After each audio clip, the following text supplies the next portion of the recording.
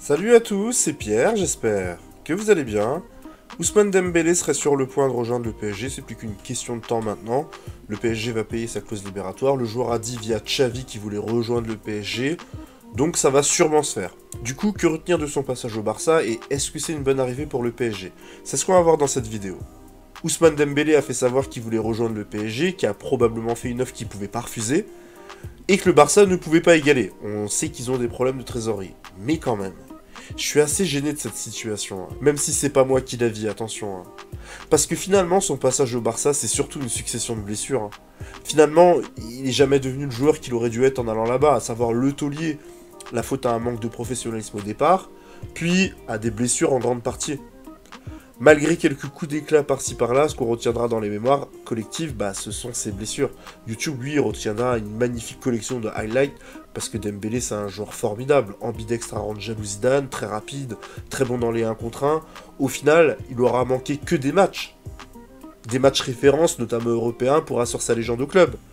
Du coup, il part un peu par la petite porte, mais après c'est courant chez lui, hein. Il est toujours parti comme ça, hein, si vous regardez ses anciens clubs. Hein. C'est un peu comme son jeu, il fonce et il calcule pas. Donc passage très mitigé, surtout qu'il arrivait pour remplacer Neymar au départ.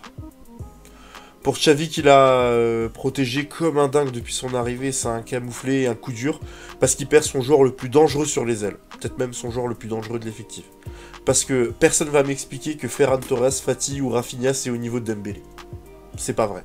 Donc ils vont devoir trouver des solutions pour le remplacer, parce que Ferran Torres, Rafinha pour cette place, c'est trop maigre si tu veux faire mieux que l'année précédente.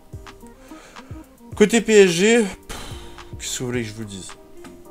On voit que ce qui a plombé leur saison dernière, en plus de l'extra sportif, ce sont les blessures, et qui vont chercher Ousmane Dembélé, l'abonné à l'infirmerie. Encore une fois, il n'y avait pas d'autres joueurs à prendre. Pourquoi Sadio Mané est en Arabie Saoudite à 31 ans? Même Riyad Mahrez, c'est fiable, c'est expérimenté, ça cavale, c'est bon. J'en sais rien. En plus, il me semble que Dembélé a grandi pas loin de la région parisienne. Hein. Et je vous disais dans ma vidéo Mercato du PSG que des Français près de chez eux, moi j'y crois pas du tout.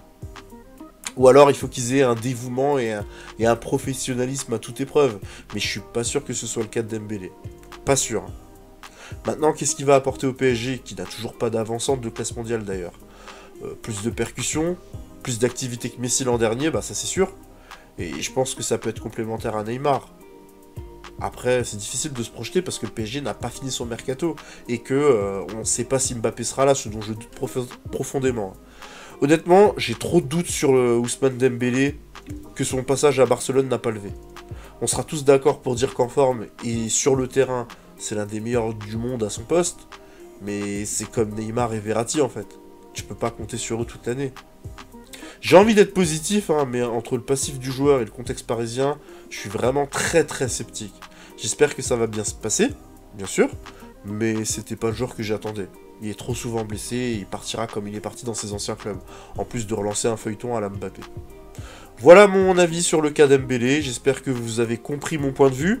Très bon joueur, qui peut apporter dans n'importe quel club, mais ses blessures et sa personnalité dans le contexte parisien, enfin un joueur à risque entre guillemets.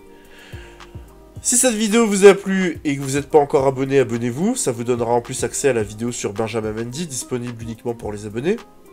Je vais ressortir également la vidéo sur les entraînements qui a été strikée. Vous l'avez demandé à plusieurs reprises dans les commentaires. Il faut que je la remonte parce que sans les parties coupées, certains passages n'ont aucun sens. Elle arrivera prochainement pour vous.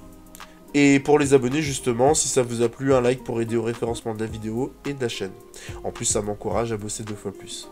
Merci à vous et à très bientôt.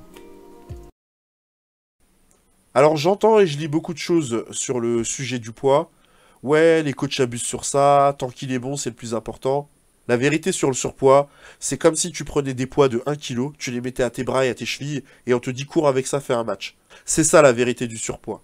Tu rajoutes de la difficulté du match et du niveau, la difficulté du poids. Tu mets de la difficulté sur de la difficulté.